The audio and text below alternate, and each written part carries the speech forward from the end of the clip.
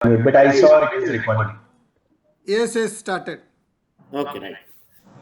So this is totally a different ball game. Like you have to see once you go through the entire of the thing, you understand what are the strategic mistakes which are being committed by the Disney. And it's a very interesting case study. We can go either way, right?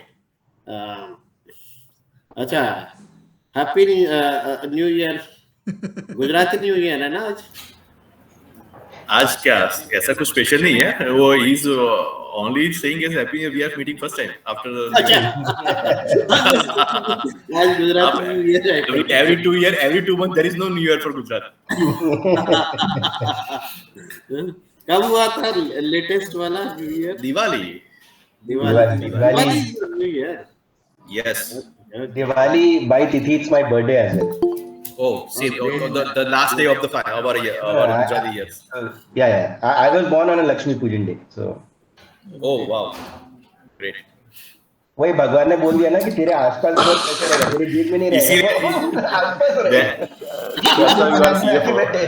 आप जिस दिन से पैदा हुए, so that's why you are CFO.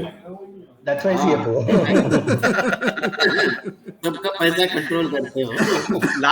Last position ही दे दिया सीधा. चलिए, I keep myself mute and just listening because I'm in the office. Okay. Carry. So, somebody want to present put this presentation, or should I continue with the way I was doing it? Continue. Sorry, Suresh, frankly, I have not been able to go through the Disney case. Whatever that I could get to know is only through their presentation, team-wise presentation.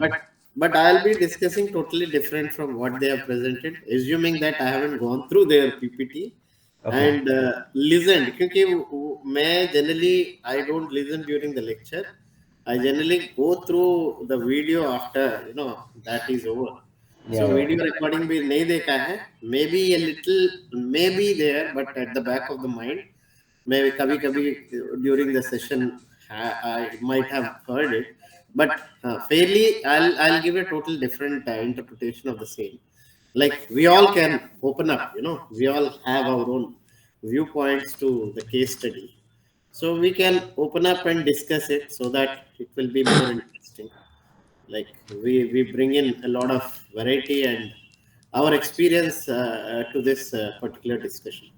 So to start with competing on resources, we have already discussed analysis of external environment, then also on firm resources and competitive that's strategic competitive advantage. So going with it, the concept of competing on resources is also the same. Like what it says is the corporations or the companies drive or derive benefits or do pretty better when it compares to its competitors only when they have something called as internal resources, right? Those resources which are either it can be valuable resource or it can be a rare resource. And another attributes are inimitability and also the concept of substitution of those products or services within that particular market. So if we see competing on resources, they say this is the same thing. It talks about how the strategies have come on, and then how later the firms have rather exploited such kind of strategies by using those analysis, be it Porter's analysis or first corporate strategies. Somebody, right? Kiska hai boss? No, sorry. Yeah, it's okay.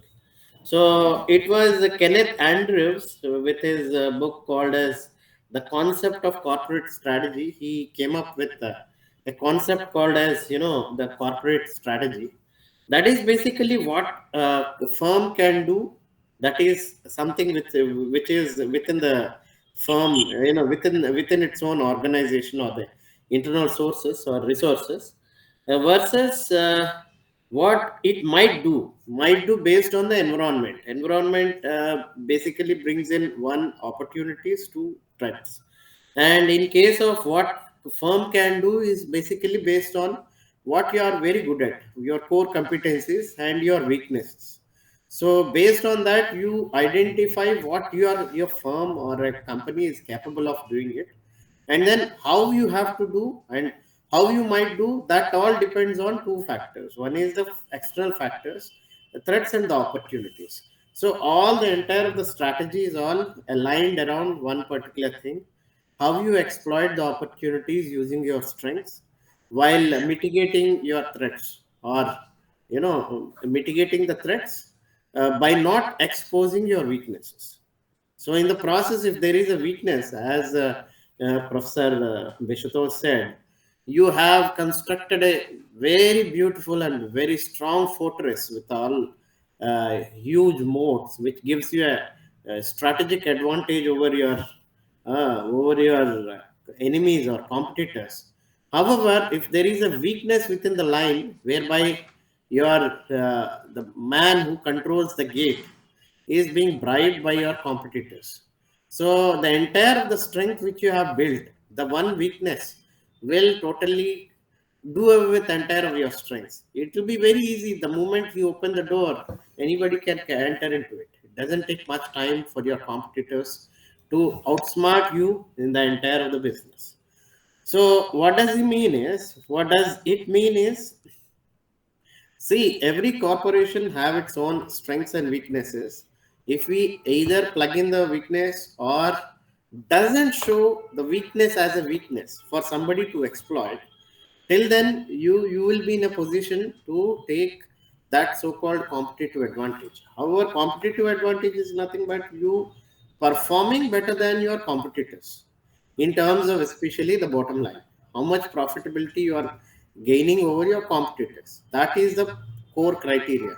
If you keep on reducing the margins yet expanding the business, there may be a stage whereby you cannot sustainably expand your businesses, at the same time run competitive at the same time, and also to have the so-called profitability. Finally you end up losing the entire of the business, and finally your corporation go bankrupt. So in order to achieve that later, then as so for the benefit of few newcomers, just repeating, like then came the analysis called as Porter's analysis. Prior to 1980s, the entire thought process within the business is that there is a rivalry between the market players, the competitors within that particular industry. Whereas Michael Porter brought in a concept called as, there are four other forces other than intense rivalry between between the participants or the competitors within the market that decide the industry attractiveness. So finally, he gave those four additional factors that led to a little more better insight into the so-called competition and strategies. So finally, this led to a philosophy whereby people started competing with each other. There was a huge amount of isomorphism.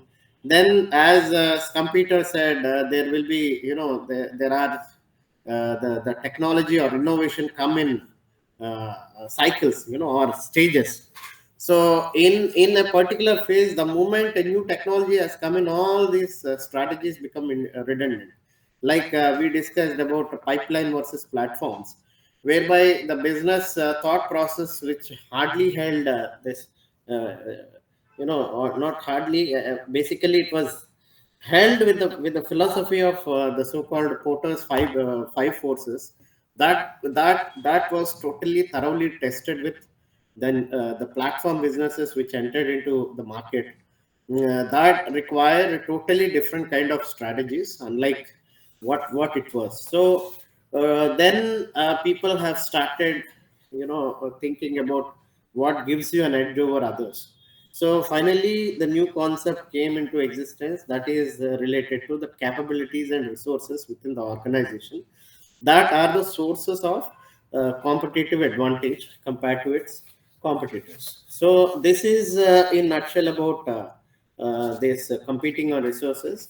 Like as we will be discussing the case study related to the Disneyland, Disney. So this Disney Corporation, despite being into out from the business because of its very strong brand value, it could sustain 2-3 decades despite deterioration in the quality of management. Finally, there was a stage where it was almost on the verge of hostile takeover by their opponent, one of a few of their stakeholders.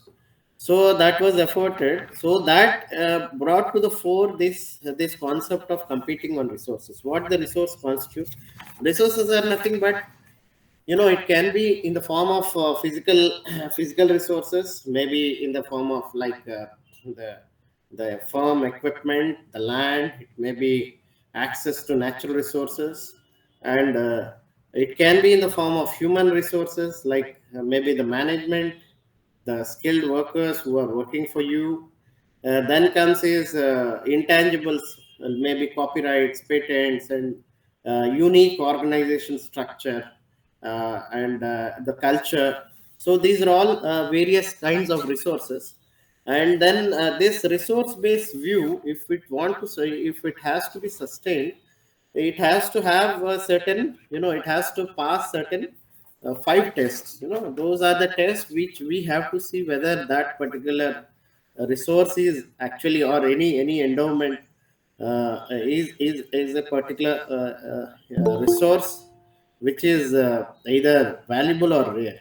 So what are those tests? First is the test of imitability, right? Whether the resource can be copied by anybody, whether it can be the technology, it can be access to resources, it can be access to the management or employees, or can you copy the same product, produce more cheaper? So these are the questions. So what are the attributes? There are basically 4 characteristics, like how, whether it is physically unique. Is those resources which cannot be imitated by others, is it something unique to your company or not? This is the first test. Then the second factor number 2 is related to the path dependency. Like, see, there are so many in making a particular product or a service, it has to go through certain paths. So if even though you may identify that particular product, you may try to replicate it, but if the path is so difficult, then you may not be in a position to replicate.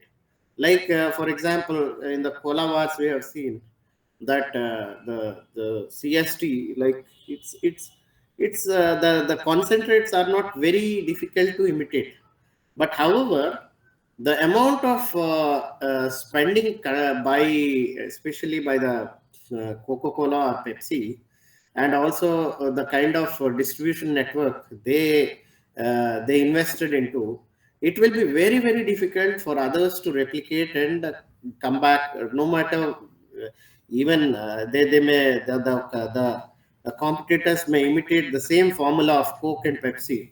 It will be very difficult because it is dependent on the path dependency, and the getting into that path may be very very difficult for the imitators.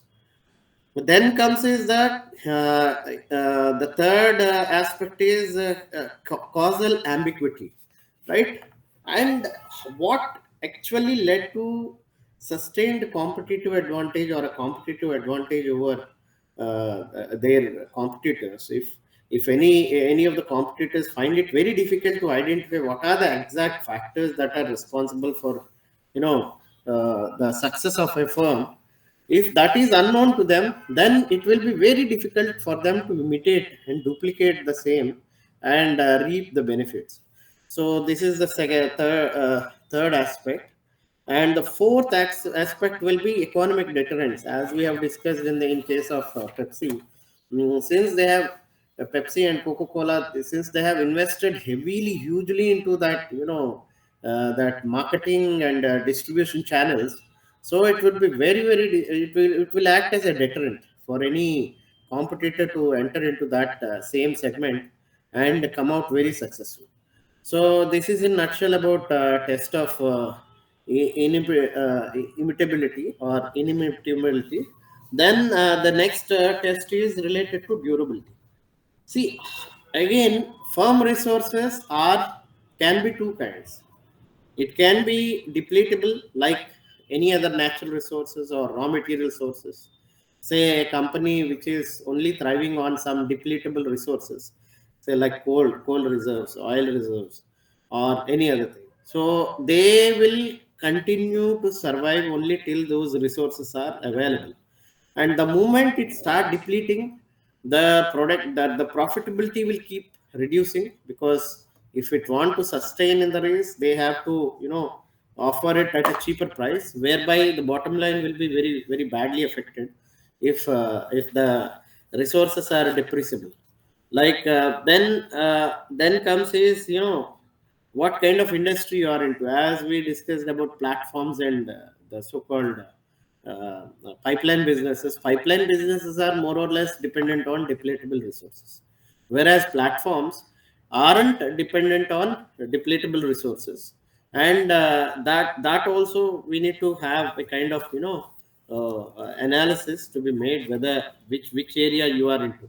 Like in case of the this so-called Desny, they are into something called as creativity. That creativity is basically it's not a depletable resource, but it is dependent on the creativity of the person. And creators or innovators are few and far in number. Like if you get the right kind of a team, you can sustain in the creativity and go ahead. So this is the second test which is to be conducted to know whether the resources are valuable or not. Then the third test is related to appropriability, like who creates value in the entire process, whether it is the suppliers who are gaining, or whether the producer who is gaining, or whether the distribution channels or the customer who are the end beneficiaries. So if the firm if that particular resource is valuable, then the firm will definitely is the person which will appropriate maximum profit out of it. Otherwise it will be the other, within the supply chain, the other people will be the beneficiaries of it, and for them it is a valuable resources rather than for the firm. Like for example, in case of Dell, in the matching Dell, see, it is Windows and Intel who are driving all the benefit compared to the players in that particular computer business. So it is the value for those two players rather than for people like Dell or IBM or HP, Compaq, and so on. Then comes is the substitutability. Can this resource be substituted? Are there any other resources which can act as substitute? Are there any resources or anything which are emerging as substitutes for it? So this is the question which has to be, like they have given one example of that so-called Southwestern Airlines. The other their competitors, like major players. Wait a minute, I'll just see who they are. Actually, they gave one example of People Express Airlines, which has taken the advantage of no frills airways, and initially they could compete well. Later, their competitors, the so-called other players, they come up with a different strategy, exactly not matching with the price, but they gave better services to these customers, to their customers. Finally this particular company lost the entire of the race, and they finally became bankrupt. So this is related to substitutability, whether there is any effective substitute for the existing business. Then comes is the test of competitive superiority, whose resource is really better. See, majority of the cases, this is what is the drawback even when it comes to Disney. Disney are a very good so-called creative company entering into a broadcasting business. The rules of the game are totally different, and the way it has to be engaged is different. And their superiority, competitive advantage is in especially animation related, animation driven uh, creativity. So instead of going for that, they have gone for acquisition of ABC, a corporation that led to their downfall. So these are the five tests which any firm has to take into effect. Then comes is how you have to sustain. How is why in three ways you can keep adding value to your own company or the products. One is adding resources. You acquire new resources, maybe the natural resources part or the creativity or engaging more people who give more value, entering into newer markets. Then they then comes is upgrading to the alternative sources. Suppose, for example, see in Priceline.com, why this America Online failed to come up is because there was a disruptive technology called as ICT. So information communication technology, they could not, though they were the first to enter into online businesses, but World Wide Web coming as a new entrant into the market, that has was totally at the availability of so many people, like, and the firm which has taken full advantage and created a new strategy like Priceline, they could overtake that America Online kind of a company, because they have invested into the so-called alternative resources. So upgrading is one a very important thing. Like they gave few examples which you can go through it. And the third concept is upgrading into more attractive industries. Say it all depends on which industry you are into and which life cycle you are into. If the technological life cycle is, say, you are into a matured phase, then naturally you would go into the next, either uh, because the entire bottom line keeps falling and there is a kind of a decline in the sales due to maturity. Either you consolidate the entire market and become a duopoly or monopoly kind of a thing, or else you enter into something related but very attractive businesses. So that is in case of this Disney case, they entered into a business which is not at all attractive, especially the broadcasting business with a lot of competition, lot of you can say they fight to survive, and the battle is too intense. They entered into that area where they are not at all something good at. So that is a mistake this Disney has conducted or committed. Then what are the mistakes which usually we the managers try to commit, that actually takes away whatever the competitive advantage. That is, those are, number one is we tend to overestimate the transferability of specific asset and capabilities. You know, so say we have specialized like in the same business, like this this Disney case study. Their competency is into animation and related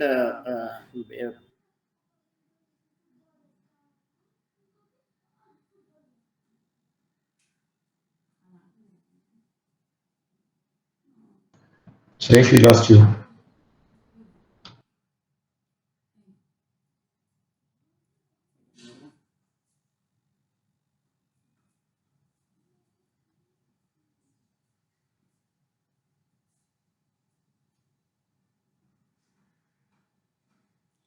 I think he lost his net. Yeah.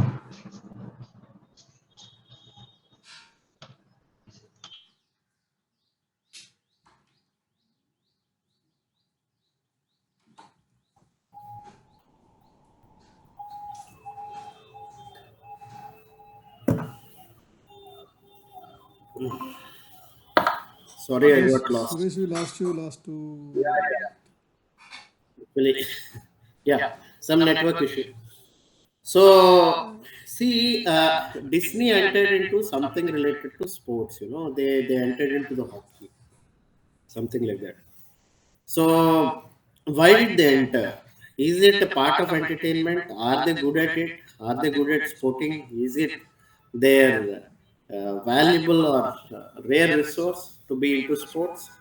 So yet they've entered because they have a brand. They don't. They want to extend their uh, Disney brand into the sports as well. So that is where they have somehow failed into it. Then second is ability to compete in higher profitability, profitable industries.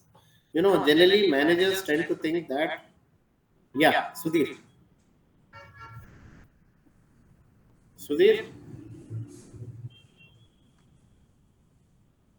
धीर भाई mute में. हाँ yeah, mute में वो I think I hand raise by mistake. yeah. ठीक है मैं You want to say नीचे something? करता हूँ. नहीं ठीक है continue. Yeah.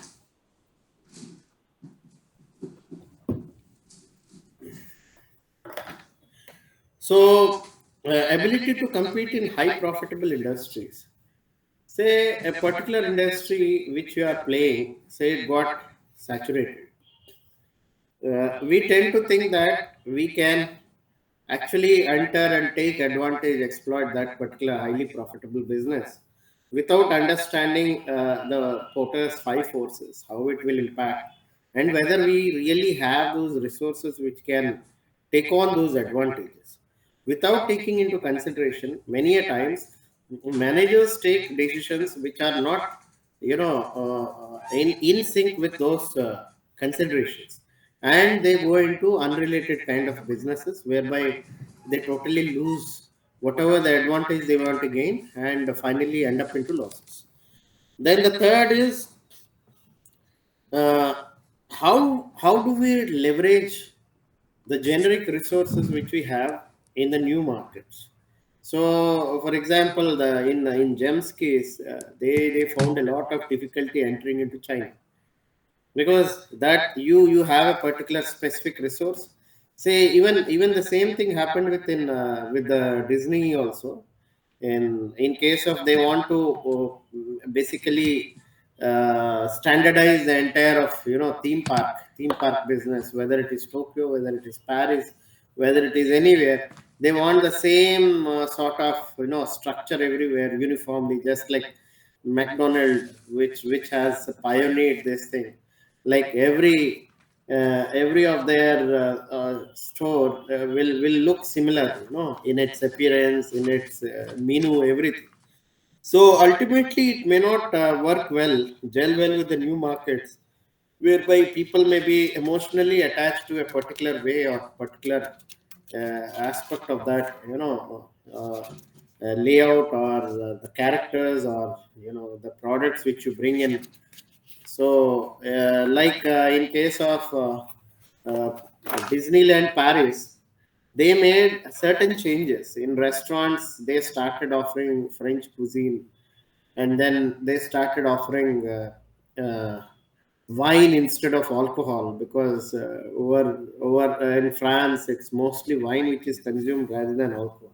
So these are the things which manager has to see. Now coming to Walt Disney Entertainment, like before we start in, I would like to ask you people like what do you find uh, went wrong with the Disney company? Anybody? Sudhir,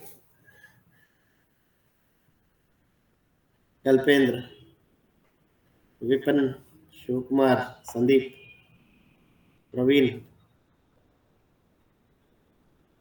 Suresh, sorry, repeat your question. See, when it this in this Walt Disney company, what went wrong after the death of Walt Disney? Even after Eisner coming into picture, why it failed? Initially, he was very successful in driving the businesses. Then later on at the fag end, like he was highly unsuccessful. See, as I told you, I've not gone through the case, but I kind of think that it is mostly precise because, I mean, mostly they would not have thought of uh, the continuation of the characters, the continuation, or you know, the way that they should approach the market and Right. how to really emphasize upon the entertainment industry. Right. So I think that was kind of missing till the time the other person joined. Okay. I think one more thing that yeah, one thing is correct from what Kalpendra said, but I think one more thing is that they are now that their business is not now it's a niche market. When Disney, the person, Mr. Disney started that time, it was a niche market. Now there are many players. The entire entertainment business is now very open. People's requirement, the, the consumer requirement are also changed. So that also impact on their business. And market is very open and now it is full of competition. So according to any business will go down, and if we are not sustained as per the trend, it will vanish. Absolutely. But these are all generic, right? What is the specific to the case?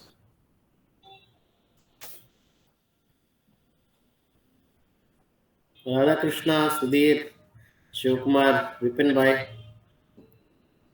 Praveen.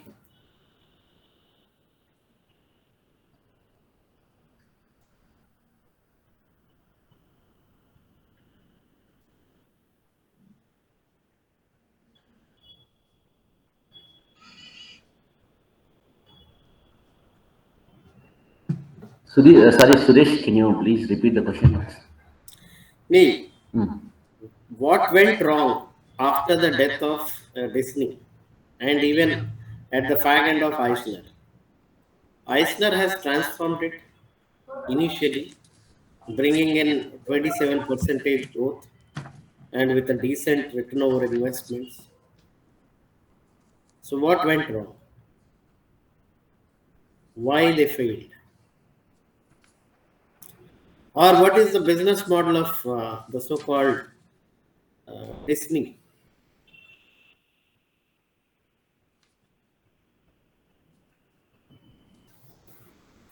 See, what I recall from the class was that Suresh, uh, they have not miss. Basically, they banked upon the Disney logo and probably initial business mechanism. They did not look into new areas of expansion.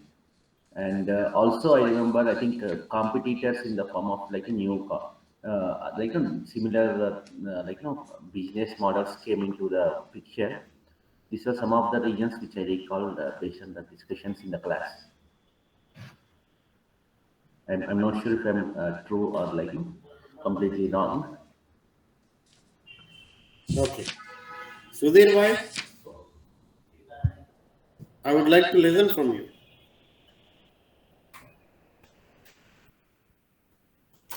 Suresh, by 1 more minute, I will just Yeah, yeah, sure. come back to the call. Just a moment. Okay, okay, okay. Kalpendra, you want to say? Vipin Bhai? Vipin? Yeah, I was like wanting to download that and see through on the case because नहीं it's a very interesting case where we can हम लोगों ने जितना भी theories पढ़ा था ना वो सब इसमें use कर सकते हैं. I'll tell you one by one what are those things. Why what went wrong? Vipin boy? yeah, I mean, while they could not capitalize on their strengths, they did not even realize their weaknesses and could not work on. Is how I वो भी एक है. kind of वो भी understood. yes. That is also one. वही है ना their managers failed to yeah Sudhir. No, I was just thinking, is it that value chain innovation or something they could have done, right? Internal processes to move and adapt to the market. One is they already had a customer base, so maybe they didn't move internally for all the diversification they did. They're just not prepared internally to be nimble and move quickly. Is that it? I mean, that's what I remember. I don't. Yeah. That is also one of the factor. Yes, absolutely correct. Anybody else? Okay, let us understand a little bit about Disney. Disney was started by a person who is highly creative. Okay, so what drives the creativity is always innovations. You have to continuously keep innovating newer things. What Eisner did was expanding the existing business setup. What he did was, because see, there were certain decisions which are taken by the successors of Walt Disney. They failed to bring it to a proper conclusion, or they start losing focus, or they were not applying the so-called creativity to the fullest. And it was Walt Disney, a brilliant chap with a very high level of innovation and creativity. At the same time, he has something called as business acumen, which is lacking in all their managers, whosoever have come at the later stage.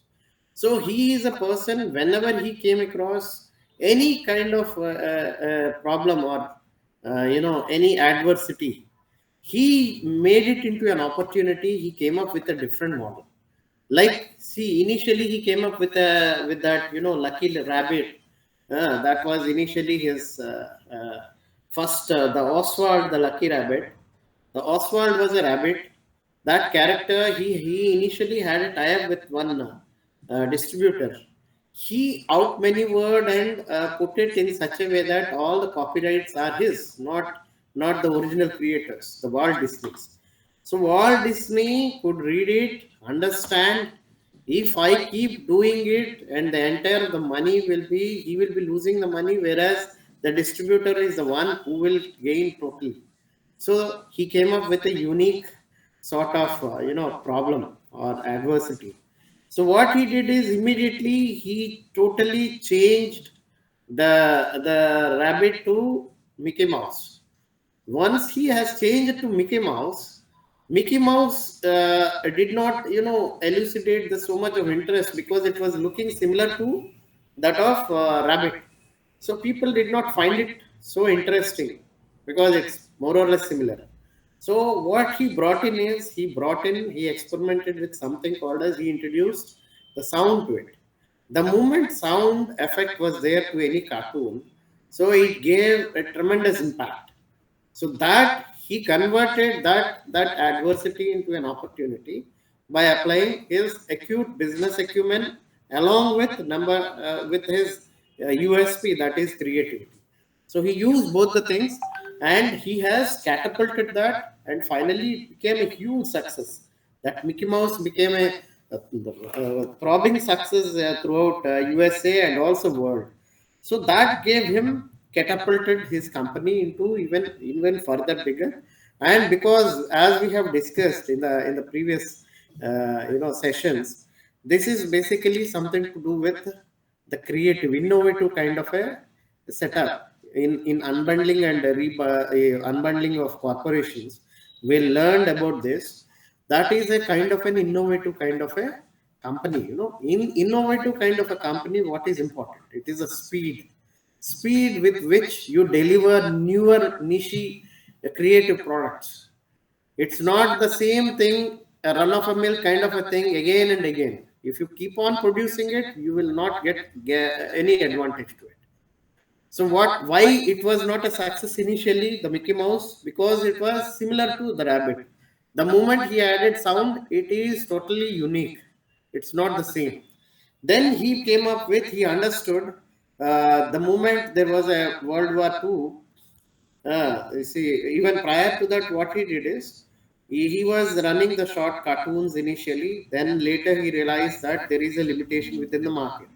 So the next, you can say, uh, the next step was, which usually any person would do, is to enter into the bigger market or bigger businesses, that is into movies. So initially he was very successful with that, the movie called Snow White and Seven Dwarf. So that feature film has given him, has put that company into even further higher pedestal. Later came this World War II. Once the World War came, there was no movie business because there were no people who entered into the movies. So he creatively entered into animation, which will be, used by the government for various other things. Like, in that particular thing, he used this, uh, uh, you know, for training and educational cartoons for the government. He used to enter. He entered into that business to keep his company surviving. So, despite the fact that a few of the movies like Fantasia became a very big disaster, and then Snow White also could not give any substantial incomes to this company. So later, during the after war, he came into huge amount of financial crisis. So then he entered into making something like, other than animation, he entered into live action with animation, because animation is a very very costly exercise and it takes a lot of time to make one particular animation. So sometimes it used to take more than 18 months to just make one animated movie. So in order to cut short that particular time and to get more profits, he entered into something called as a hybrid of live action plus animation. So that is how he came up with a Song of the South. So this is again an innovation. Then what he did is he further entered into something called as a, in order to market it further, then came the TV. Once the television came into existence, he started one hour show. Later he entered into TV shows like Disney cartoons. Then later into movies, normal movies. Finally, so then he understood. No, we have created so much. See, he was again into a platform kind of business, not a regular pipeline business. TV is basically a pipeline business. All that broadcasting, he is into a platform business whereby he tried to put in so many products and services which are related surrounding around one particular character called as a Mickey Mouse, or these, animated characters.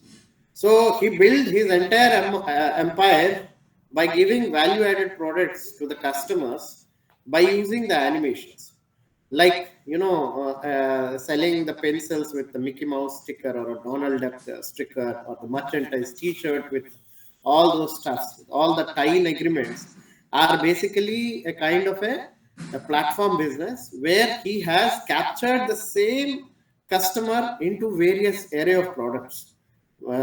Sometimes his own companies, many a times with a lot of tie-in relationship or tie-ins, or the so-called alliance partnership with many players by giving them licenses or copyrights. So this is how he entered into it. Then came, like, he was thinking it's all fine, like whatever we have done is all fine, but what about, there is a problem in that era related to the parks and the entertainment which these entertainment parks provide. So they are not up to the mark, they are not clean, they are very dirty. Then he came up with a concept called as, let me make a particular entire one huge park with a particular theme. That theme is totally animation characters of Disney's, various movies or cartoons. So with that, he came with that Disneyland concept, and he called it as Apport, Disney World Apport. So that he invested into it. He wanted to control the entire environment. Instead of giving the entire controls to somebody, he put it in such a way that all the activities within that Disneyland is totally controlled by him. And finally that led to making it a tremendous success in the way he designed the entire the parks, because he is the original creator. He had the idea of how to integrate his thoughts into, actions, and then finally designing himself what should be the entire of the theme around this particular Disneyland. So before the next one, the so-called hmm, what do you call, Disney theme land, the so-called Disney World. So he died in 1963. The moment he died in, sorry, 1966. After 66, the entire of the thing went on to the shoulders of his brother. And one more thing I feel to mention is, see, there was a team by two people. One extremely creative, with a lot of business acumen, with that of a man who was basically a bargainer, or who drives that particular business decisions. That is his own brother, who happened to be the chairman, who used to deal with how to organize, make kind of, agreements. And he himself is a lawyer, so being an advocate, he was a tough negotiator. He used to negotiate all the deals and finally deal with the other part of it. Now, the transactional part is taken care of by his brother, whereas creativity and business strategies were the forte of Walt Disney. What happened later is none of the people could match the acumen of Walt Disney. The so-called Eisner was had the creative part, but he is not very good at the so-called business strategies. He had a team with who is that? Katzenberg. Katzenberg was the guy who had a particular business strategies, especially related to movies and cartoons, with a unique, with his own unique approach. So what, and also this, Eisner, when he came over, he took over as the head of the corporation. He had the so-called creativity, right? He had nurtured a particular team consisting of he along with the Wells. Wells is a lawyer who is a very tough bargainer, and he was the one who used to make all the deals with his, business partners. So that guy, this guy, along with that, there is another person called as a Katzenberg. You can say these three are the Trinity of that Walt Disney that led to catapulted the so-called Walt Disney from a particular stage to the next level. However, the problem came up the moment Wells died. In an accident in the year, I think, is it 94 or 97?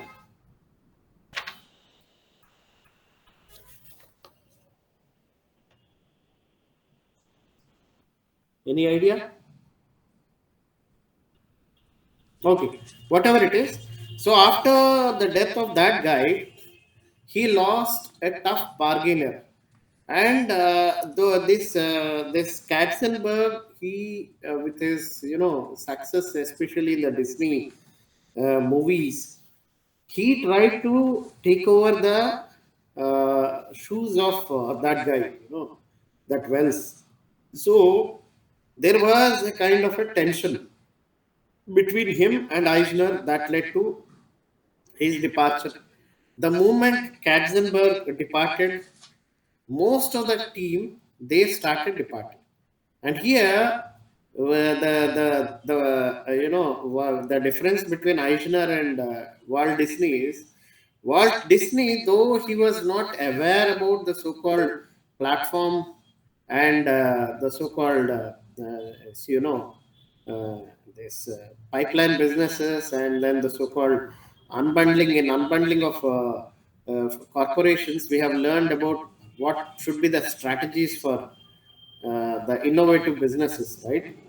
Businesses which are high in innovation and R&D. This is more like innovation and R&D. In this, the key is how you sustain the talent, how you manage to retain them, how you nurture them, how you extract as much creativity as possible from them. So Eisner failed to understand this despite he being a creative guy. So he tried to act just like any other CEO in the normal pipeline kind of a businesses, whereby yes, you need to have unity of command. One person will, take that entire corporation forward. When it comes to creativity, you need to brainstorm. You need to have a lot of ideas. You need to have understanding about where the market is heading towards, and how to integrate and how to identify your own firm resources, so on and so forth. All these things are very, very essential for any manager to get into it. And that's where he made a huge mistake in handling people and retaining the talent. The moment you fail to retain your own talent, then the slide starts, because one man is too much for any particular organization which is purely dependent on creativity. So the USP of that particular thing is creativity. Creativity, because as we discussed in the past, there will be many players who will be equally creative or even more creative than that particular thing. And the company which can attract as many creative players as possible can sustain in the long run. That is what Walt Disney did. Walt Disney could encourage people, and he was the first person to propagate the so-called flat structure, not the without any hierarchies. The moment hierarchies creep in, the creativity falls down. Creativity will be best established in environments which give mutual trust, mutual respect, without any hierarchy, and treating them equals. So only then you can nurture the best talent within your entire pool. So that this guy failed to do it.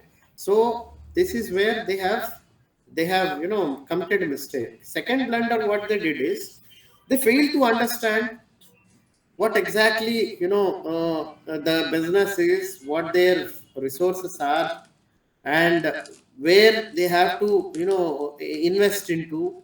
Initially they did certain right things in investing into resources, right? Whereas at the later stage, in the name of synergies, they have wasted a lot of things. Like, see, yeah, when they acquired ABC Corporation, they anticipated that it will give a huge value to the Desny.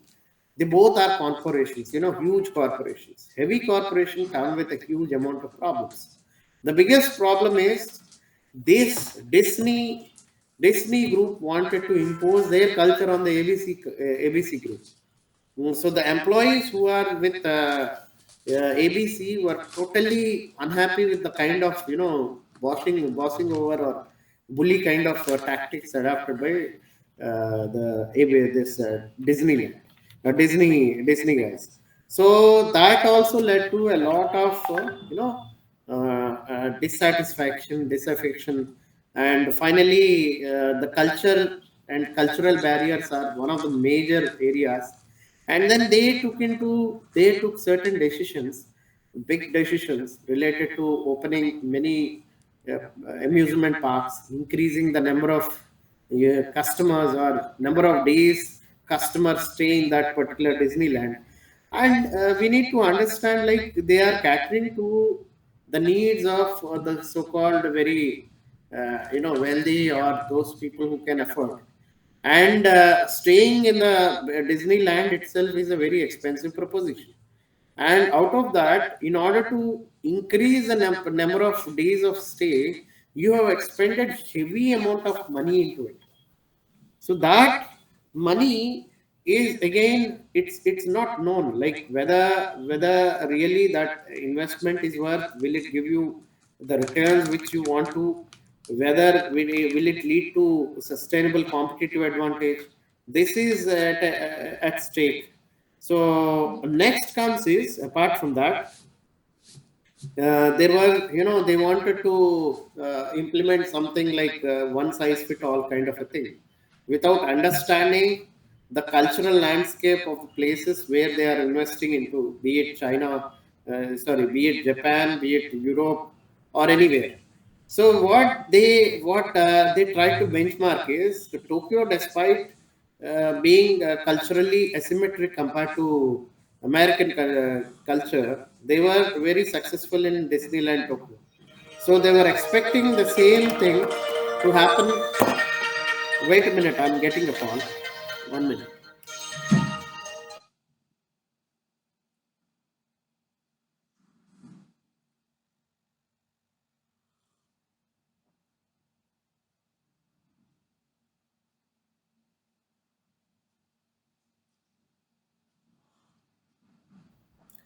Hello. Yeah.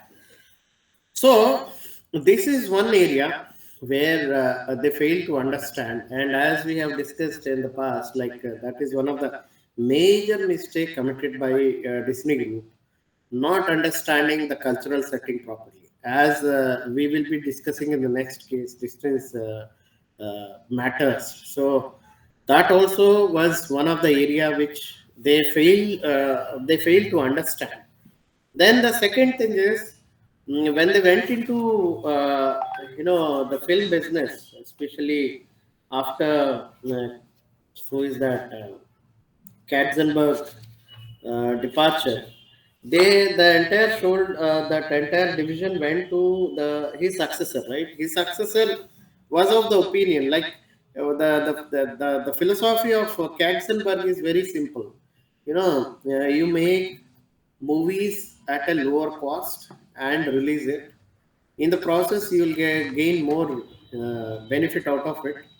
And because even the marketing and distribution rights, although there are a lot of costs involved in it. Each movie they have to spend around $50 million. So previously they used to spend only 22 million dollars to make a particular film, and this guy says no. If you want to appeal to the larger masses, it's always better to have big names, big budgets, and big actors. Apart from which is contrary to the earlier viewpoint. So he entered into it, and they increased the number of movies. At one stage, they produced around 38 movies in a particular year. And once you start increasing the numbers, naturally the quality falls. So that is one of the reason why that Disney was struggling, and then they have invested heavily and hugely into synergies whereby they try to train people for 8 days with a philosophy with a that 2 year to first 2 days it will be very hard for the people to accept doing every kind of thing, not the same thing which they are doing. For example, these people have to clean the premises, they have to clean the wash the utensils, all those stuff. They were thinking that once the managers are being trained, they can accept synergies, and their entire of the compensation structure is built around who is the person who will synergize the most and who is willing to take on every kind of a thing. That led to a big disaster, because actually the performance is not based on actual synergy which a person bring in. It's more to do with what kind of value addition you bring in and what kind of a contribution you make to that particular the corporation. So the creativity went for a toss, and once you fail to encourage the people who are really talented and creative, they started leaving the organization. Once the organization is bereft with the creative minds, naturally it lost the sheen, and whatever they are producing are all mediocre. And also you need to know, in every corporation it will be like your resources may be three kind. Maybe one set of resources may be good, one mediocre, and one may be bad, and you should identify all these three, segregate it. Once you take decisions which are based on something whereby you are compromising on good and you are trying to encourage mediocre and you are trying to retain bad, naturally that corporation will go from best or creative best to one of the worst. So this is what is the major mistake these guys have done.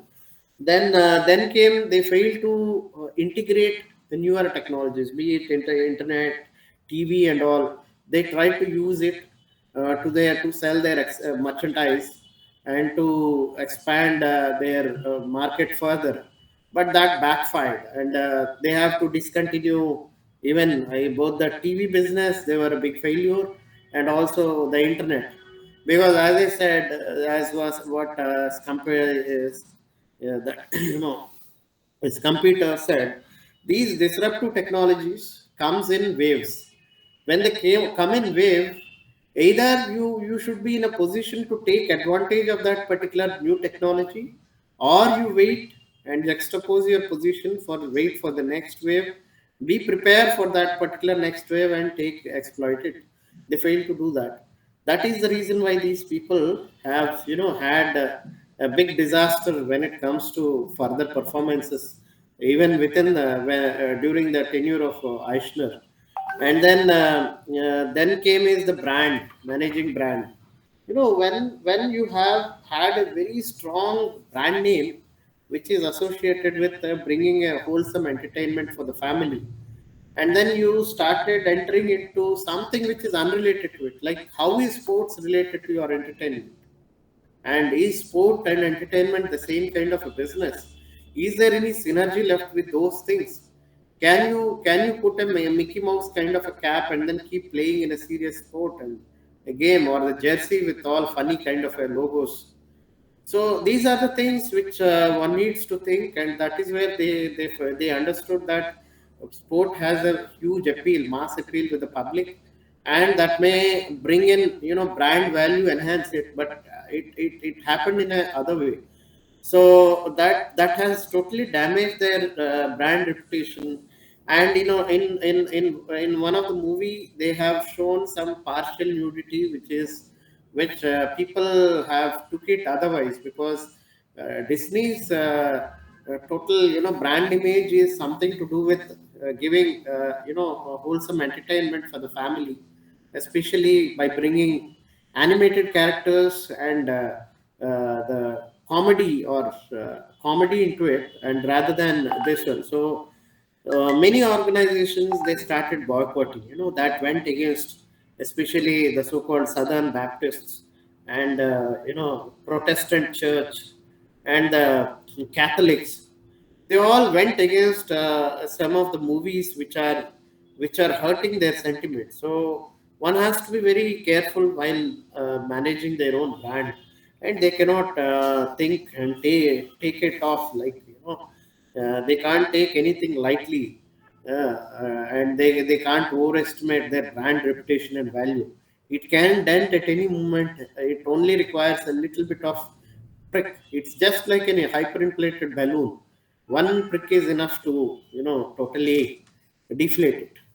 So one has to be very careful while nurturing it.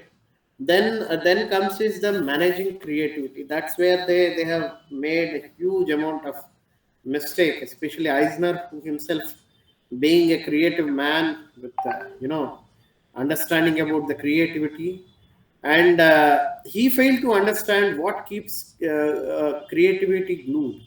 And the initial team with Wells and Kratenberg, that went well, but what went wrong at the later stage? He tried to snub the ambitions of Kratenberg to take on the medal of Wells and to become a group chairman. So that led to a lot of what do you call, hmm, frustration, and he finally left. He tied up with another creative guy called as Spielberg, and they started with, I think, Miramax or some movies entertainment. That has given a very big competition to the brand Disney.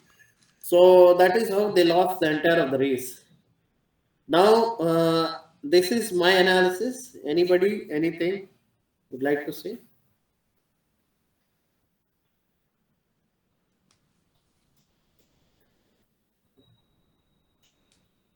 So I have addressed to number one the question: did Disney have a coherent strategy for its business mix. I explained it, why it is not coherent.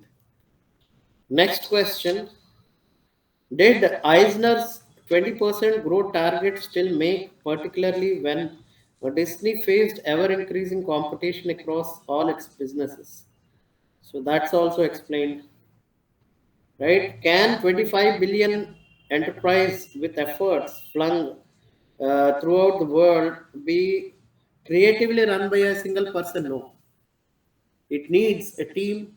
Once the team started departing, they were, they are nowhere because they are not getting the right kind of creative characters or creative movies that will push this brand Disney forward. So that they failed to do it. Then second thing, did Eichner, the man credited with Disney's rebirth, uh, now need to change his approach to running his entertainment business? Yes, of course. He has to follow the core philosophy of what Walt Disney stands for: wholesome entertainment for the family. So they failed to continue with it. And if he changes strategies, definitely there is a scope. And if you see the decline of this particular industry after 97, it started falling down. So the information which we have, the booklet which is being given to us, if you see the exhibits, exhibit number, I think, 1, it was given up to 2000. If you see, after they reached the peak during 1996, though after that there was incremental growth, but that growth came at a great cost. The return over assets started falling down, ROA started falling down, ROE started falling down, their debt and debt to asset ratio has started increasing. So this is, this is the pitfall of the entire of the thing. So anything else you would like to add?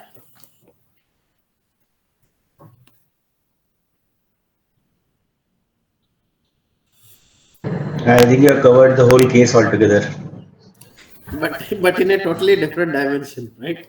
Yeah. Not what is being presented. So that's why I told you, you all, if we all speak, we will get better points and better things, compared to what we did as a presentation. Yeah, correct, Suresh. I think we'll speak after next week exam.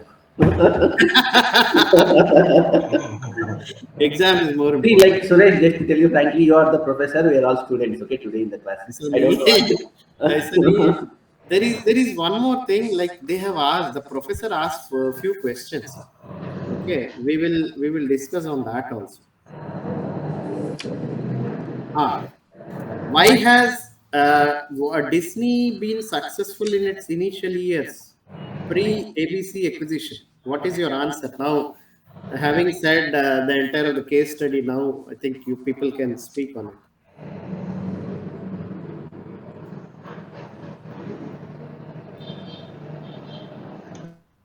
Kalpendra. See, one thing I was listening in the lecture, like a while, two couple of days back, Disney has successfully used its resources, okay, across the business base that they have.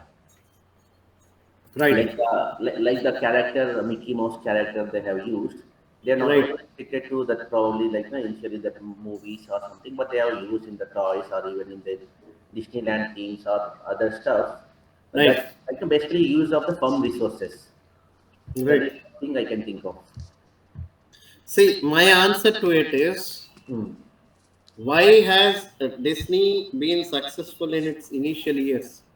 It's successful because of the one particular man called as Walt Disney, a creative guy with a heavy appetite for business, with a acute business acumen, right? And the teaming with his own brother, who happened to be a lawyer and good at handling transactions. So this is his brand, you can say, is their success, factor for success. Then the other factor, critical factor for the success of Disneyland is every adversity. As long as Disney was alive, Walt Disney, not that the other Roy Disney, it is Walt Disney. Till this guy is alive, they converted every adversity into an opportunity. And in every opportunity, brought in something new, something creative, which is not thought of before.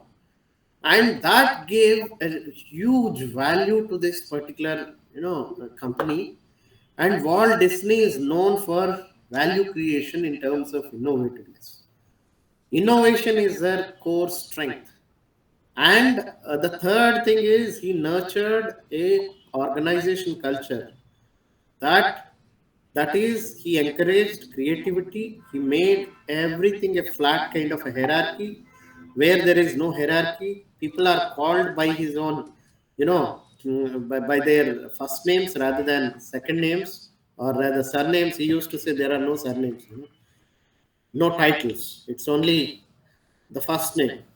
So, and the third aspect and the next aspect is that fellow, despite being a very tough taskmaster who put a huge strain on his own health, he was a man whom people are emotionally attached to.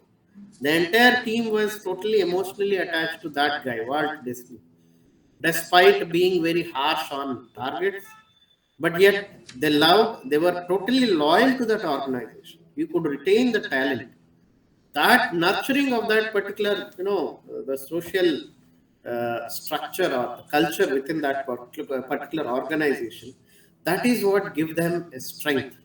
And then the other thing, before the concept of platforms came into existence, his model, if not may not be, we were reading about the model which has as a kind of you can say newly created concept that has come in 1990s, whereas this guy has experimented in 1930s. Just imagine, he is far ahead of his age.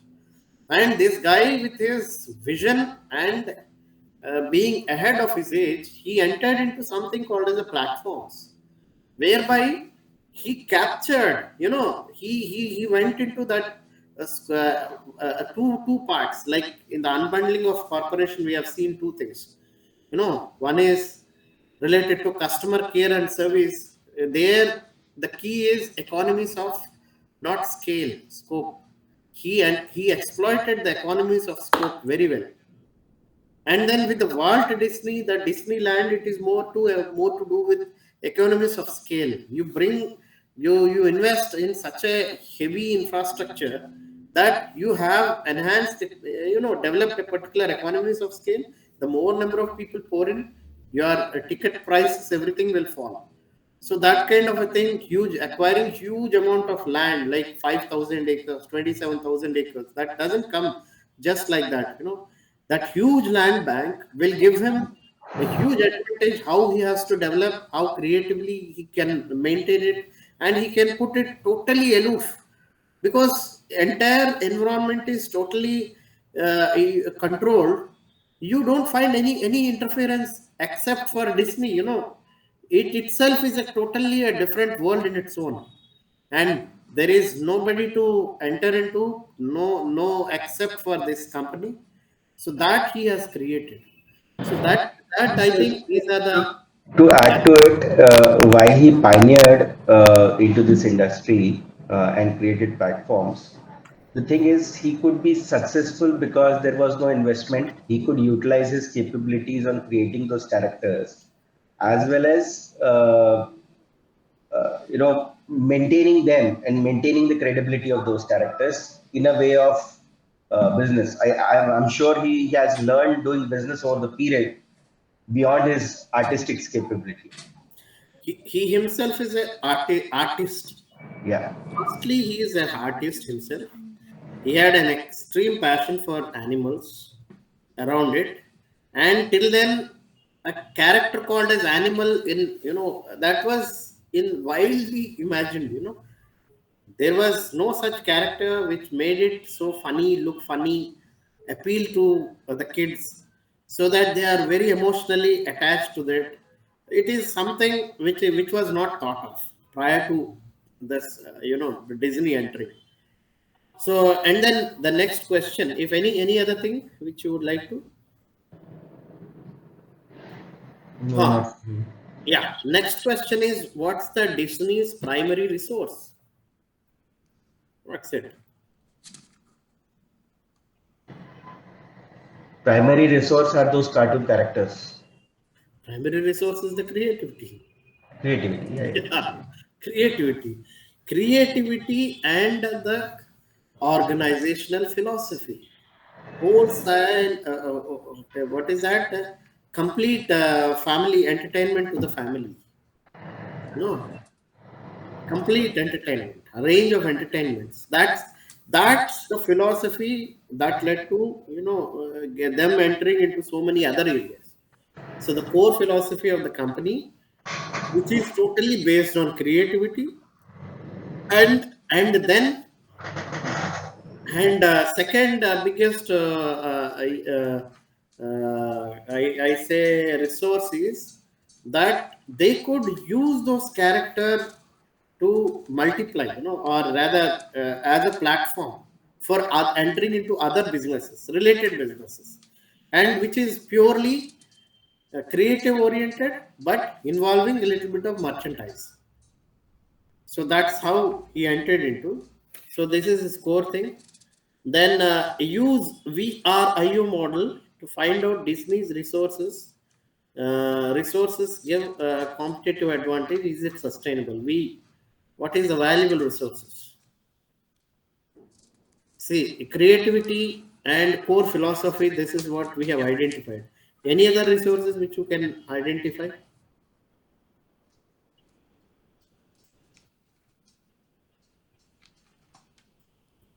So, is it a valuable resource?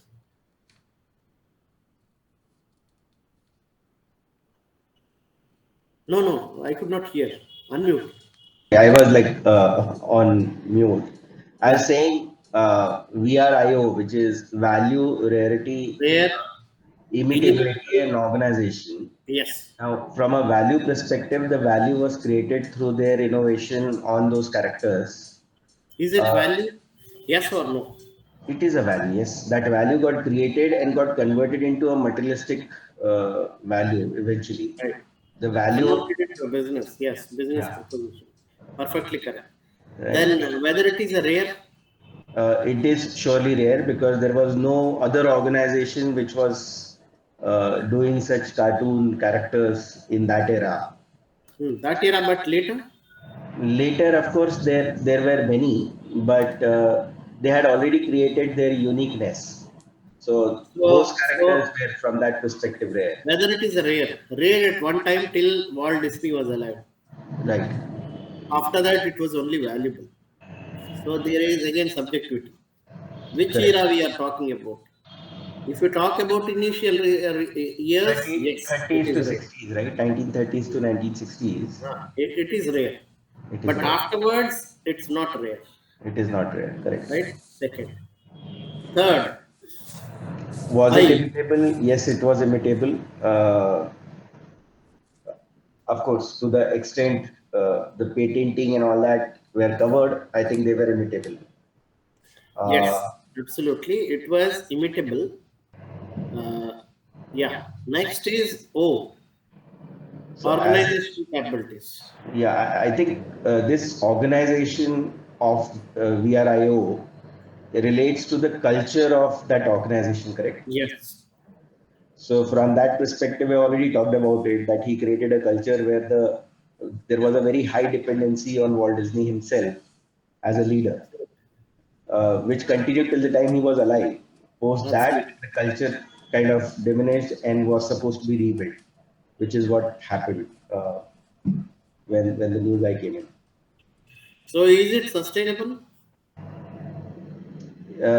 It was not sustainable then, but I think over the period, they kind of created opportunities, created platforms where they could use their creativity as an organization and be profitable in the entertainment industry.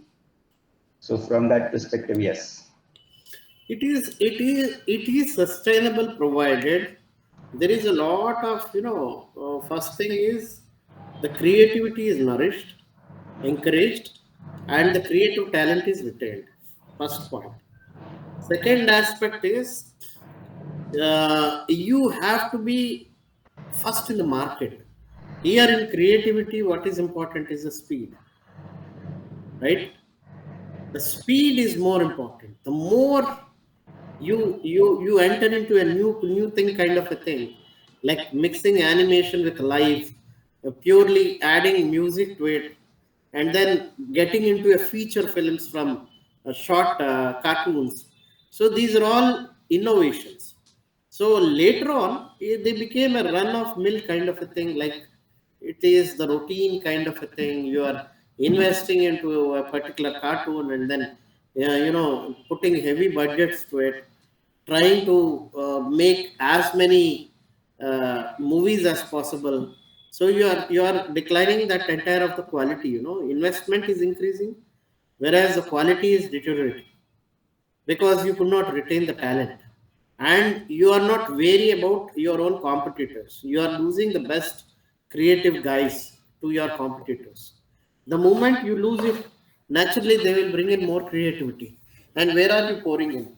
And previously the chairman or the founder himself is a creative guy who could use to bring infuse that creativity.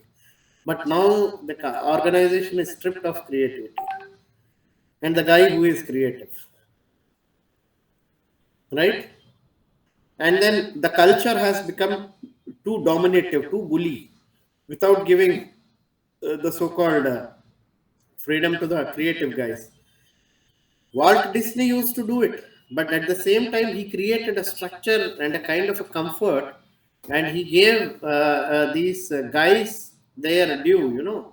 He was tough on task, tough on the time management. But when it comes to creativity, he used to nurture them. He used to give a pat. He used to encourage them. He used to, appreciate whatever is creative. Whereas the Eichner was not the same. And I don't know now, but we cannot speak on present day. But yes, till Eichner, yes, Eichner, though he himself is a creative guy, but he tried to snub that Kratenberg, right? Who happened to be one of the main reason behind his films being successful, and he was driving the major business. So this is it. It is sustainable provided they are also understanding the future upcoming technologies, or either they innovate the technology or take advantage of those technologies. Only then that it is successful. Otherwise, no. Yes. Next, third. Has Eisner aired the acquisition of ABC? Yes or no? Sorry, repeat that. I could not hear the full statement. Has Eisner aired in the acquisition of ABC? Heard. Or I put it this way: did Eisner commit a mistake in acquisition of ABC? Well, I have not read the case, so I can't comment here. Okay. Anybody? Sandeep, Radhakrishna, Praveen, Sudhir.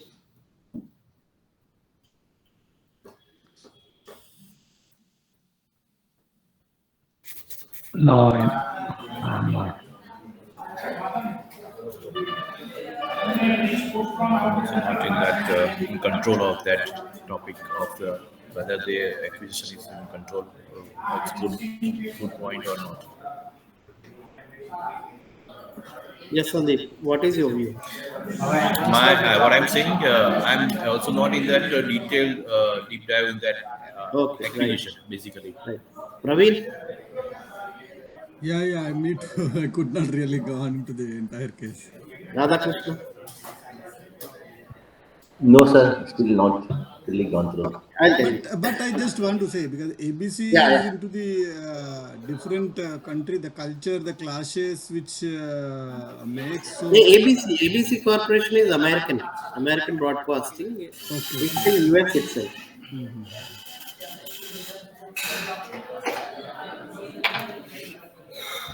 Sandeep, can you mute here? Praveen, would you like to say? No, no, I was thought that ABC is from the China, so No, no, that's a fundamental no. question itself. I missed it there. Yeah. Radhakrishna. No, sir. Actually, I was thinking ABC means like no, Pradeep, Praveen was thinking about Amitabh Bachchan broadcasting company. Okay, Because I know that he had established, remember, like no, ABC, something like that. right. No, it's like no American Broadcasting Corporation. Yeah. So should Actually, I I? just want to tell our current CEO, no, he was the CEO of Disney International for 3 years between 2000 to 2003.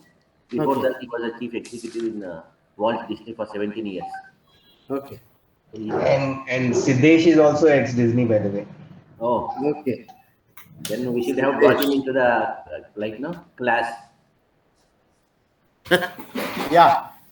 So what is your answer?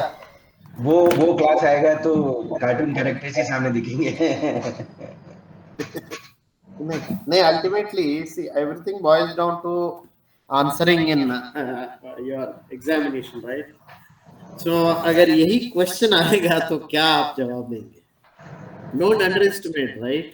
This may also repeat. वो question भी पूछ सकता है. So be But prepared. this, See, I think like this exam will be objective, correct? Not a Yeah. Objective, objective. It will be objective. Yeah. see, ABC is So, also a big joint. See, when I was just running through the last pair of that ABC acquisition, it is mentioned that they are a bigger in terms of their business.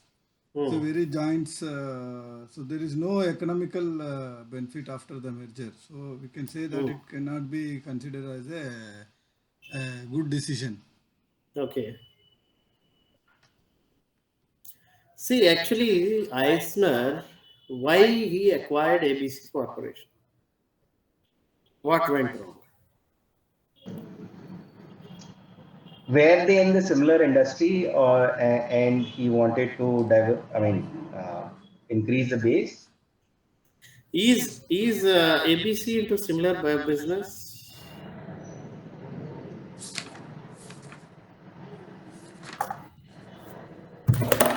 Let me try to Google it out.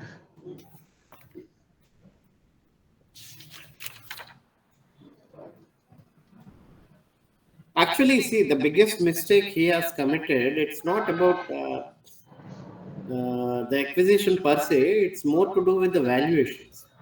He purchased at 22 times the valuation, huge cost of acquisition, number one, right? First point is he acquired at a heavy cost. Second thing is they have basically overestimated the value it would be bringing to the Disney corporations. No doubt, television will give them the a platform to catapult their brand reputation. No doubt about it. But again, television does not only operate for a particular segment or a particular kind of a thing. It has a huge, broad range of aspects or issues, or you can say businesses attached to it. It contains even sports. So it may have feature films. May not be just cartoons. Cartoon is just one genre compared to the entire of the thing. Like not everybody would be interested into cartoons, right? Given the choice, we would not prefer to go through the cartoon all the time. So we want something else. So what these people wanted to do is they wanted to promote only their brand related to brand Disney. So that is a major mistake. They fail to understand what is the business they are acquiring, whether they are exact fit, strategic fit for what Walt Disney is looking at. They may give a little bit of platform, but how do you manage it? Managing a television is totally different from managing a Disney park or managing a particular movie production, right? Movie production is a one-time activity. Disney Park is totally a different ball game. Whereas TV, there are too many multi operators, and each reporter or the team contains different kind of, somebody may like finances, somebody may like entertainment, somebody want some reality shows, somebody want animations, somebody want something. So it is something for everybody. It's not that it is only for a Disney or the client base of the Disney. So that is the first mistake they have committed. Second thing is that they overestimated the synergies they will be getting into. So as Professor Kaushik used to say, or otherwise, many a times why many corporations which enter into mergers and acquisitions, why they become failure in the process is because they fail to understand the synergies that they will be getting. They tend to think that this many workforce can be reduced. This is similar line of business. We can replace with our own team. The additional team can be used for some other purposes. Yeah, all these stuff. They fail to understand the culture. The culture of ABC is totally different from that of Disney. Disney used to be more bossy or bully kind of environment, whereby they are very tough taskmasters. Whereas ABC guys are not used to it, and that 8 days of training, which in the words of Eisner, that at the end of 8 days, everybody will become good at accepting whatever different variety of rules they will be given. But they fail to understand one basic thing, that not everybody is good at doing everything. If you ask me, everybody develops their own core competencies. So when you don't understand this basic thing, basic premise, then you are at fault. See, synergy is nothing but you try to coordinate with people to reduce the bottlenecks and inefficiencies. So, if you only encourage kind of people like who will only, who will be coordinating, good at coordinating and doing things, but what about the quality part? What about the creativity part? What about bringing more value? So these are the things which are totally neglected by this acquisition, and which is not taken into consideration by Eisner, right? This As was the a this was yeah, a huge transaction, right? 19.5 billion absolutely, absolutely, and 60 million loss in first year, and then over the period, overall 500 million loss. Wow. absolutely. So that And itself is they fail to understand, and and then they could not even take any inputs from this investment banker or professionals whether to go or not about the valuation yes, in this thing. That is a one more. professional people is one part. Apart from their things, they both are into different industries. One is into platforms, the other is into pipeline kind of a thing. Pipeline kind of a thing with a totally streamlined kind of, there will be producers, there will be broadcasters, there will be the reporters. How you integrate?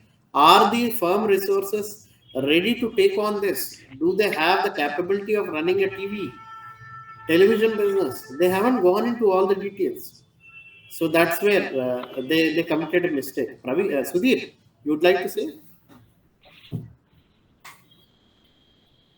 Sudhir? Okay. Chalo. Next, has the resource of Disney shifted with this acquisition?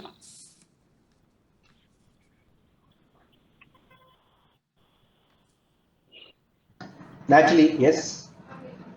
How?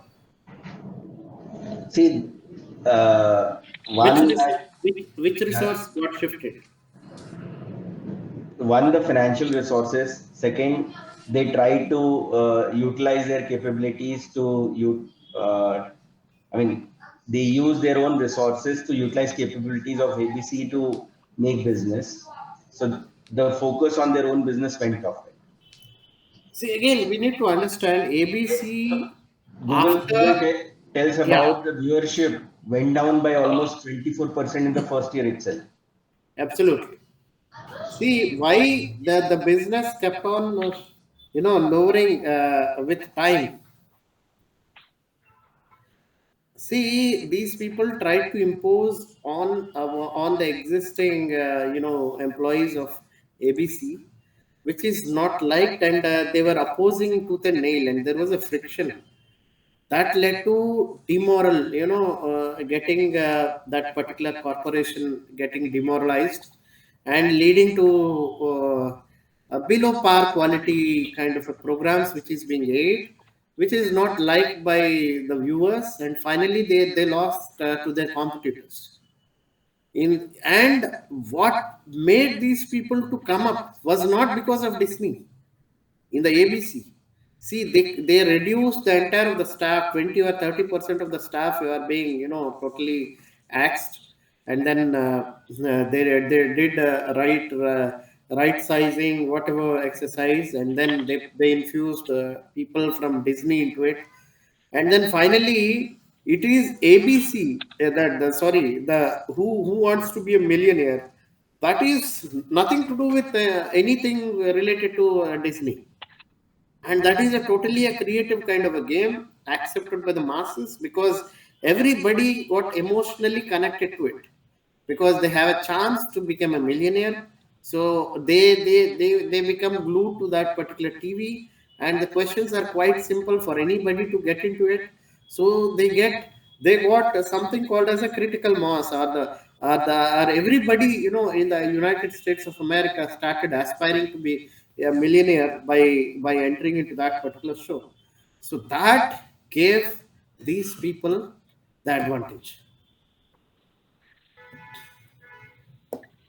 right? So next is what best symbolizes the new resource, and does the company have a competitive advantage in it?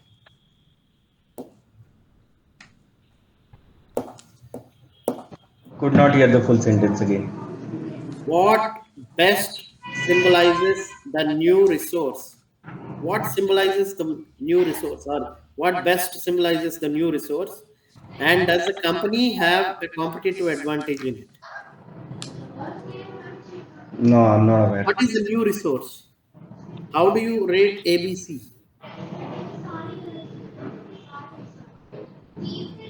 So of course, ABC, I mean, while they had considered that to be a channel or a platform on which they could have increased their business model, it did not turn out to be that way, right? And that is So, okay. But right? how do you symbolize it? In one word, if you ask, if somebody asks you, what do you rate ABC as? Sorry, 1 second, getting a call.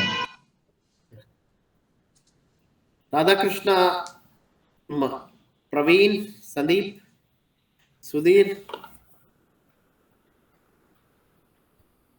What could symbolize means? Can you just again put it some? For Symbolize their means, sake, I mean, what? see, I mean, they, yeah, it was too big for them. I mean, okay, too big for them, right? No, it is a new resource, right? correct. Yeah. So, what does it symbolize?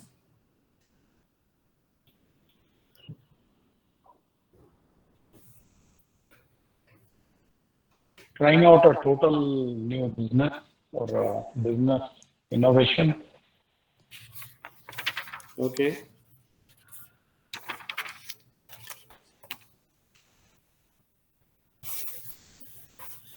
It is basically a platform, right?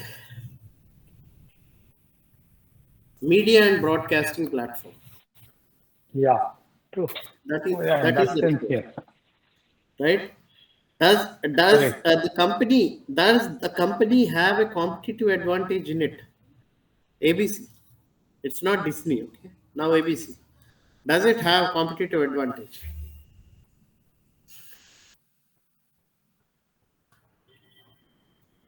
Whether ABC has a competitive advantage? That's what your question. Absolutely. For that, we have to go through the exhibits which are given. Where does it lie? No.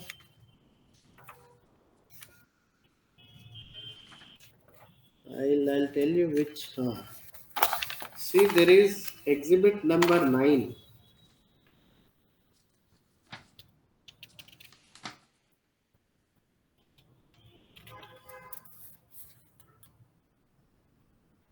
Exhibit number 10. The answer is in that.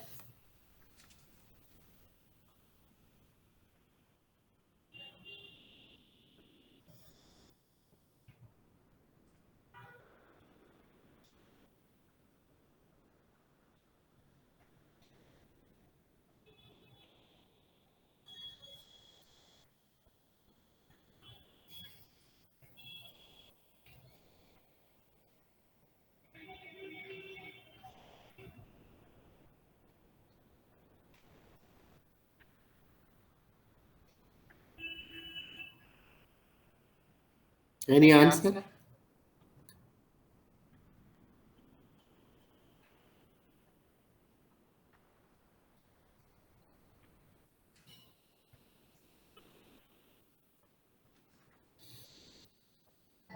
Sorry, I'm back. Yeah, Kalpendra. Okay, I'll just put that exhibit. I'll share it so that we can discuss a little on it.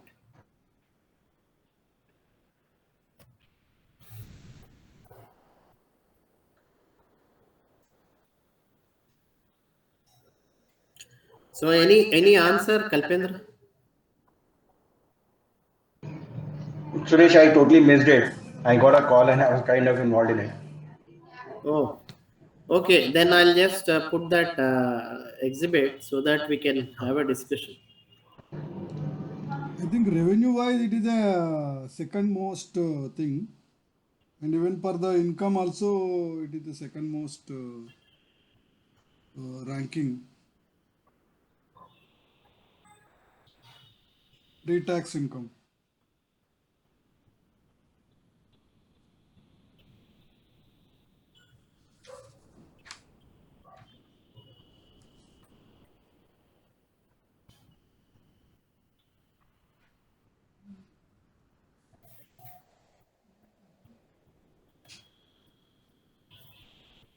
We can say just even top two to top one position in 1999 to 2000, and it is mainly because of the who want to become to be a millionaire. That is the biggest program which made a top for this ABC. Which one? ABC, he become a top second in 1980 to 81, and it become a top one in 1980 to 2000. The reason for is majorly on because of the show which is called Who Wants to Become a to be a Millionaire. No, I'll put that screen, right? So we can.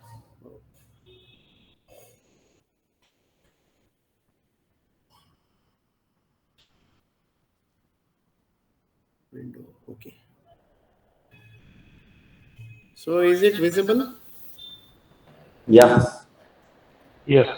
So if you see this, exhibit, you go through from 1981 to 99 2000. They have given 20 years. If you see this, Thoda, just can you put minimize so that it will be done 99 to 2000 you also? want to see the entire thing, Yeah, but that will give a then picture, na? 100% kar do. it will be much smaller. We can go. I can scroll it down. Otherwise, Yeah. Okay. wait. Let me go to 20. What is this 26. number? 26. Okay. Should I increase a little थोड़ा further? up करो, scroll up. अरे पूरा नहीं, scroll up. थोड़ा से. Scroll up करने से. अभी फर्स्ट पेज में गया, 26 करना है. 26 करके put some cursor so that on the click on the cursor on the page. Slowly. 26 करके वहां पे click कर लो so that it will not go up. Yeah, correct. थोड़ा आगे और हाँ. Whoa, see, if you see, The analysis of this particular page from 1980 to 2000, 1980 there were only three players. Okay, three major players. They shared roughly equal amount of share, market share. More or less, the ABC was always consistently in top three, right? Either first position, second, or third position. Okay, so you can rate it as one of the giant within that particular area. So they have competitive advantage. But however, they have two competitors who are equally competitive. And if you see the programs which are the so-called you can say most watched programs, right? So in every year it was the CBS which is ruling the roost, except for one or two programs of others. Yeah, and that got changed from 1985 when NBC has taken over. NBC became a market leader, and later ABC tried to catch it up. It was trying to catch up. It was never the market leader. You understood? But however, the difference between the market leader and the second or third is very less, not very high. And then if you check with consistently with 91, 92, and all these things, ABC was trying to bring in some most viewed programs like Roseanne was the most liked program, right? They came up with another thing called as Home Improvement. These two were, and then they brought one more, which is called as a Grace Under Fire.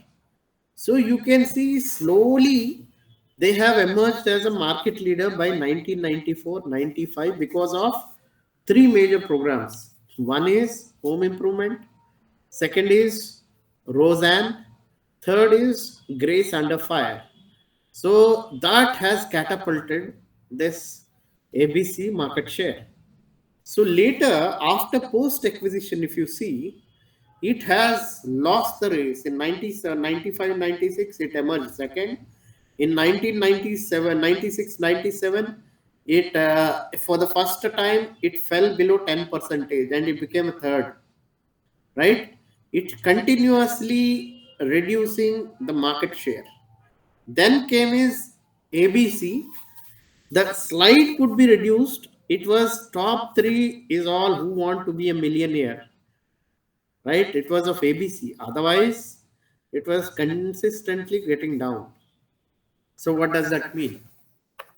Just want to understand, Sureshji, how it is to be understood. See, in a 99 2000, it says ABC 9.3 million and who want to be millionaire. CBS again 8.6 who want to be millionaire ABC.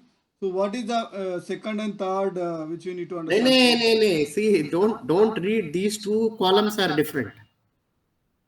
Okay, ABC, CBS, NBC, Fox, UPN. That is one column. Who want to be millionaire is the most viewed. Like, see, in a particular, say, a series of Who Wants to Be a Millionaire, Is a episode 1, program episode 2, series. episode 3, episode 4, episode 5, like that. The specific episodes of Who Wants to Be a Millionaire, all three were more watched compared to the others. You understood?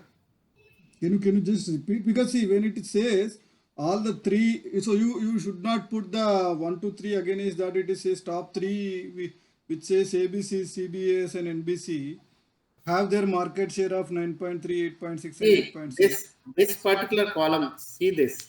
Yeah, This last this column. this Yes. one, middle one. Yes, this middle and This as well as the right side. this is this is different from this. They both are different. This Yeah, is well, not how the how same. how we need to understand, how we need to interpret. You need to understand the column one, Hmm. this one. Hmm. This is common for both the columns. Hmm. 1, 2, 3, 4, 5. But within that, what are the here it is who are the broadcasters or the televisions which ABC. are top? Okay, in the market, it is ABC number one with 9.3 percentage market share, which has increased 1.2 percentage viewership despite falling continuously. Okay, but this is not the best.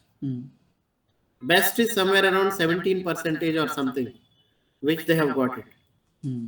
So still far below there the best. What does it mean is this as an industry okay, is losing the business. Sorry, this is a business as an industry. The more number of players are entering into it. So the competition has increased. So is the margins. You understood? Yeah, but what about this last column where who Last column is related to what are the top 5 most watched episodes Oh, okay. Even season 1, season 2, season 3 or will be. programs. It is a say who wants to be a millionaire if there is episode 1, 2, 3, 10. Episode 2 is most watched. Then comes his episode 10. Then comes his episode 7. These three are 1, 2, 3.